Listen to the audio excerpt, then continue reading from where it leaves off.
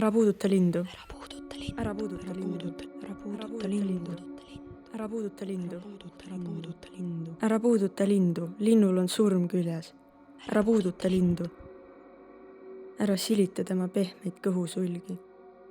Ära libista sõrmega üle ta jalgade, mis on kramplikult kokku surutud viimase eluriisme ümber. Ära hoia teda hellalt oma peopesades.